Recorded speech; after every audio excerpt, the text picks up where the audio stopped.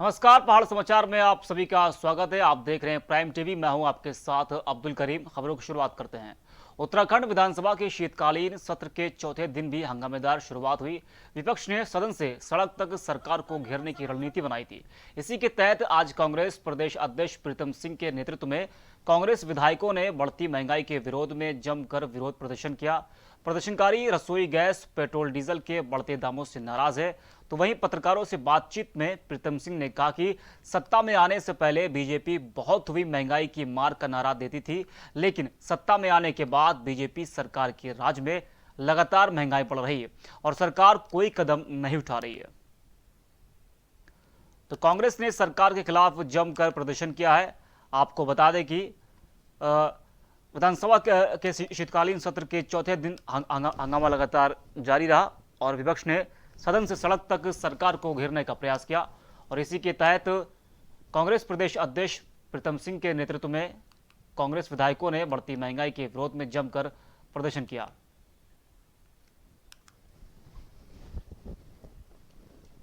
परिप्रेक्ष्य में मैं कहना चाहता हूं कि जिस गैस के सिलेंडर को हम 400 पर छोड़ के गए थे, आज वो गैस का सिलेंडर 900 रुपये में आम जन को मिल रहा है।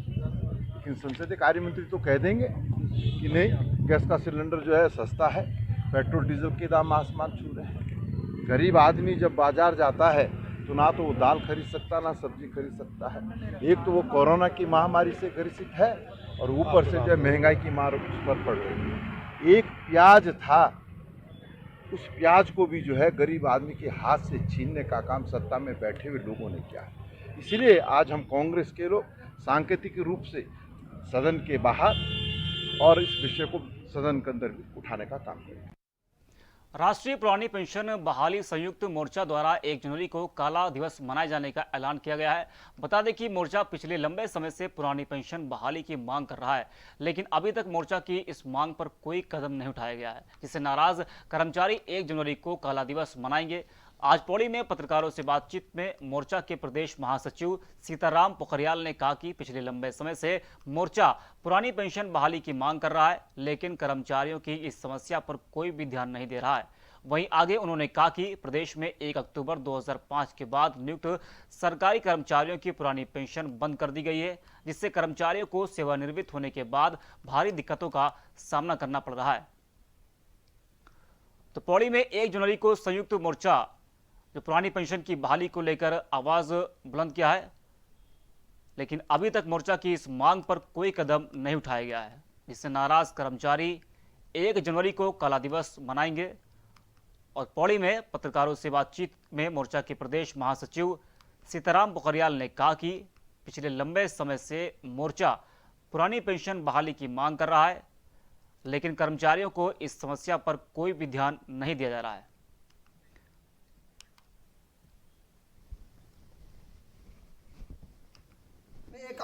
1 जनवरी 2004 को जो बंद होने का जो एनपीएस लागू हुआ था, तो उसी क्रम में 1 जनवरी 2021 को हमारे पूरे देश में काला दिवस मनाया जाएगा। उस दिन पूरा हम कर्मचारियों के लिए एक काला कानून के रूप में जो लाया गया उसको काला दिवस के रूप में मनाया जाएगा। और हम तमाम देश के और राज्य के अधिकारी, शिक्षक, कर्मचारियों से अनुरोध अपील करेंगे कि सभी पूरा सहयोग करने का कष्ट करें। और जैसे कि गढ़वाल मंडल अध्यक्ष श्री जयदेव रावत जी ने बोला कि गढ़वाल मंडल में एक पौड़ी में सम्मेलन होगा, तो निश्चित रूप से गढ़ क्रांति के रूप में एक सम्मेलन पौड़ी में होगा और वो पौड़ी जो चिंगारी जलेगी तो वो सरकार के लिए ये कहीं ना कहीं एक चुनौती साबित होगी और हम भी इसके लिए तैयार हो चुके हैं।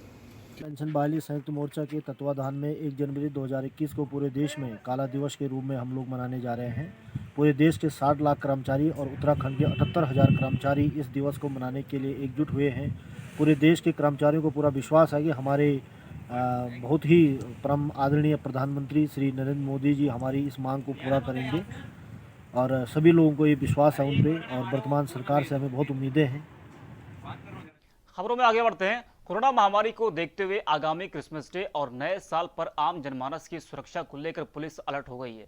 वहीं एसपी प्रदीप राय ने बताया कि इस बार पुलिस के सामने 2 चुनौतियां हैं। पहला, कोरोना महामारी के खतरों को देखते हुए कोविड गाइडलाइन को लागू करवाना और दूसरा, जो शराब पीकर गाड़ी चलाते हैं उन पर नजर रखना है। बता दें कि सभी चौकी प्रभारियों और थाना प्रभारियों को निर्देशित किया गया है कि आगामी त्योहारी सीजन को देखते हुए सघन चेकिंग अभियान चलाया जाए। तो नए साल पर चलेगा चेकिंग अभियान। आपको बता दें कि कोरोना महामारी को देखते हुए आगामी क्रिसमस डे और नए साल पर आम जनमानस की सुरक्षा को लेकर पुलिस अलर्ट हो गई है।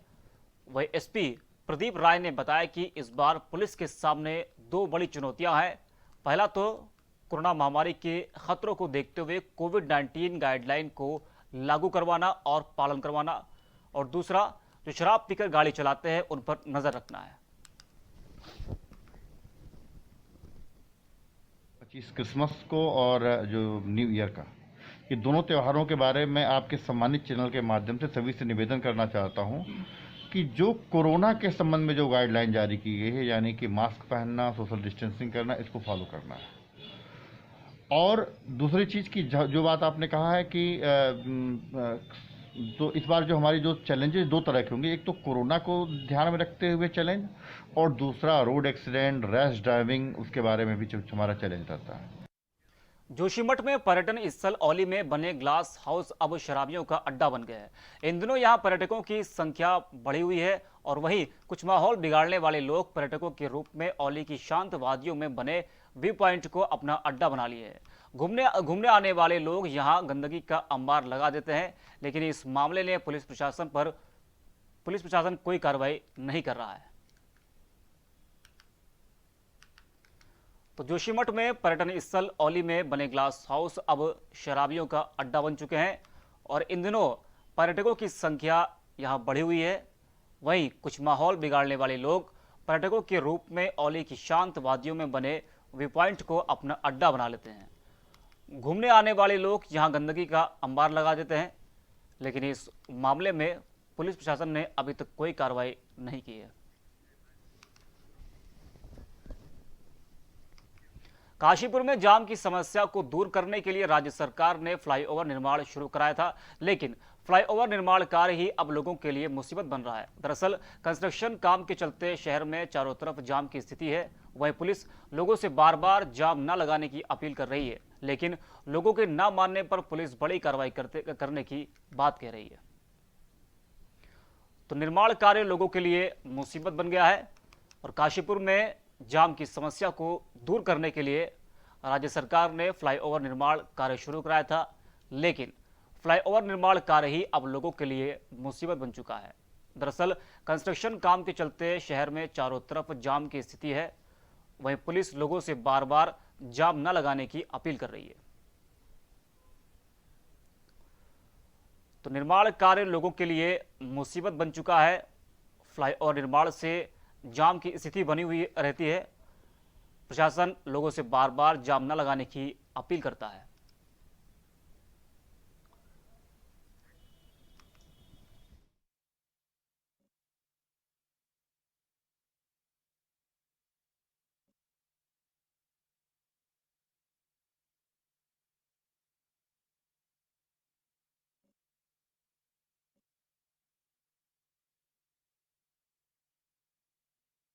रुड़की के सिविल लाइन स्थित डाक बंगले में भाजपा नेताओं ने एक कार्यक्रम का आयोजन किया। इस दौरान कोविड-19 के नियमों की खुलेआम धज्जियां उड़ाएगी। बता दें कि इस कार्यक्रम में भाजपा के कई बड़े नेता शामिल थे। वहीं जब जिला पंचायत अध्यक्ष सुभाष वर्मा से बात की गई तो उन्होंने कहा कि मास्क तो सभी ने लगाया था, लेकिन फोटो खिंचवाने के समय सिर्फ मास्क को हटा दिया गया था। तो कोविड-19 के नियमों की जमकर रुड़की के सिविल लाइन में धज्जियां उड़ाई गई। बता दें कि डाक बंगले में भाजपा नेताओं ने एक कार्यक्रम का आयोजन किया था और इस दौरान कोविड-19 के नियमों की खुलेआम धज्जियां उड़ाएगी। तस्वीरें आपके सामने हैं, बिना मास्क के लोग दिखाई पड़ रहे हैं और ये बीजेपी का कार्यक्रम है रुड़की में डाक बंगले पर, और उस बैठक में किसी ने भी मास्क नहीं लगा रखा है। बता दें कार्यक्रम में भाजपा के कई बड़े नेता शामिल थे।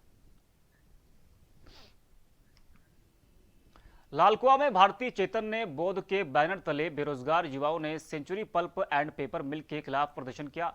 पार्टी के अध्यक्ष नवीन पंत ने कहा कि सेंचुरी मिल प्रबंधन द्वारा 70% स्थानीय बेरोजगारों को रोजगार दिए जाने का वादा किया गया था, लेकिन ये वादा कंपनी की तरफ से अभी तक पूरा नहीं किया गया है। साथ ही उन्होंने कंपनी पर यह आरोप लगाया कि कंपनी द्वारा जहरीला पदार्थ खुले नाले में बहाया जा रहा है। कंपनी द्वारा इसकी कोई सही व्यवस्था नहीं की गई है। अगर हमारी मांग पूरी नहीं की गई तो हम लोग 3 जनवरी से उग्र आंदोलन करेंगे। तो पेपर मिल के खिलाफ जबरदस्त नारेबाजी दिखाई दी। लालकुआ में भारतीय चैतन्य बोध के बैनर तले बेरोजगार युवाओं ने सेंचुरी पल्प एंड पेपर मिल के खिलाफ प्रदर्शन किया। पार्टी के अध्यक्ष नवीन पंत ने कहा कि सेंचुरी मिल प्रबंधन द्वारा 70% स्थानीय बेरोजगारों को रोजगार दिए जाने का वादा किया गया था, लेकिन ये वादा कंपनी की तरफ से अभी तक पूरा नहीं किया गया है।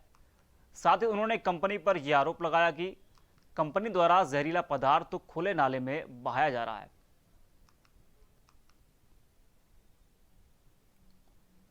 तो पेपर मिल के खिलाफ जबरदस्त नारेबाजी दिखी।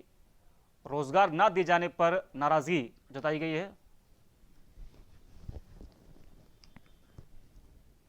रुद्रप्रयाग में जिला कार्यालय कक्ष में डीएम मनोज गोयल की अध्यक्षता में पूर्व गर्भाधान और प्रसव पूर्व निदान तकनीक की बैठक आयोजित की गई। इस दौरान लिंगानुपात को बढ़ाने के लिए जिला सलाहकार समिति को समय पर निरीक्षण करने और अस्पताल में अल्ट्रासाउंड मशीन स्थापित करने के निर्देश दिए गए। डीएम ने कहा कि भ्रूण लिंग की जांच कर उसका परिणाम बताना गैरकानूनी है, लेकिन इसके बाद भी कोई व्यक्ति गैर कानूनी कार्य करता है तो उसके खिलाफ सख्त कार्रवाई की जाएगी। तो रुद्रप्रयाग में डीएम ने बैठक किया है। जिला कार्यालय कक्ष में डीएम मनोज गोयल की अध्यक्षता में पूर्व गर्भाधान और प्रसव पूर्व निदान तकनीक की बैठक आयोजित की गई। इस दौरान लिंगानुपात को बढ़ाने के लिए जिला सलाहकार समिति को समय पर निरीक्षण करने और अस्पताल में अल्ट्रासाउंड मशीन स्थापित करने के निर्देश दिए गए।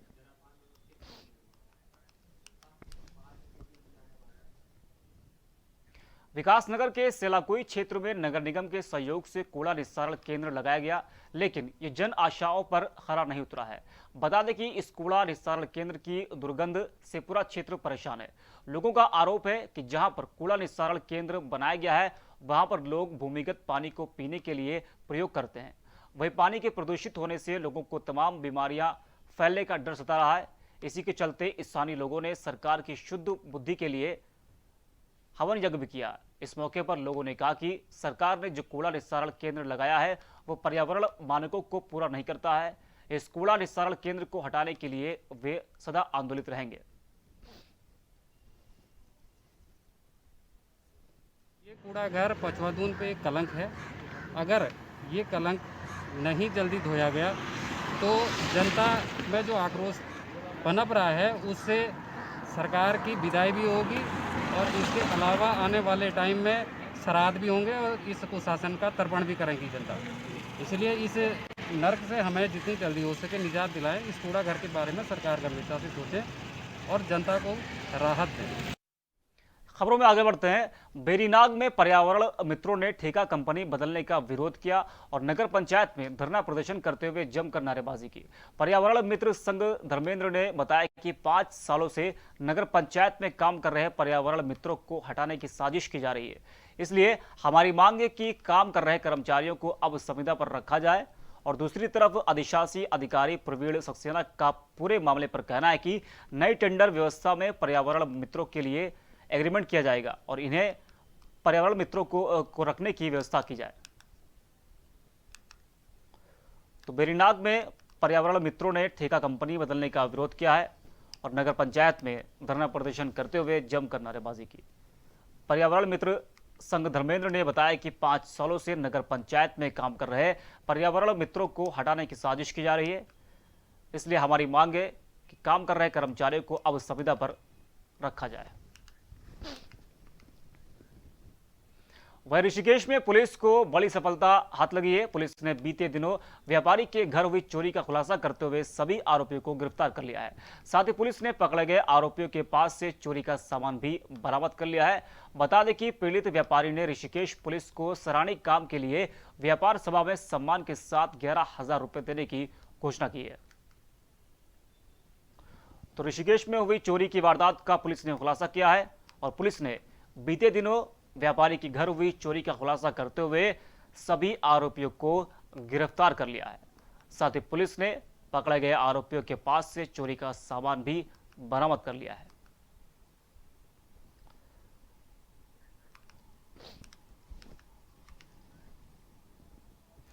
विकासनगर पछवादून क्षेत्र में पुलिस मादक पदार्थों की तस्करी करने वालों के खिलाफ विशेष अभियान चला रही है। इसी कड़ी में पुलिस ने मादक पदार्थों की तस्करी कर रहे एक आरोपी को गिरफ्तार किया है। बता दें कि पुलिस ने पकड़े गए आरोपी के पास से भारी मात्रा में अवैध गांजा बरामद किया है और पुलिस ने मामले की जानकारी देते हुए बताया कि अभियुक्त अवैध रूप से मजदूरों और छात्रों को फुटकर दामों में मादक पदार्थ बेचता था। फिलहाल पुलिस ने अभियुक्त के खिलाफ केस दर्ज कर मामले की जांच शुरू कर दी है। तो पुलिस ने अवैध तस्कर को गिरफ्तार किया है और आरोपी के पास से मादक पदार्थ बरामद हुआ है। इसी कड़ी में पुलिस ने मामले की जांच और आगे बढ़ा दी है। फिलहाल खबरों में इतना ही। देश और दुनिया की तमाम बड़ी खबरों के लिए देखते रहिए प्राइम टीवी।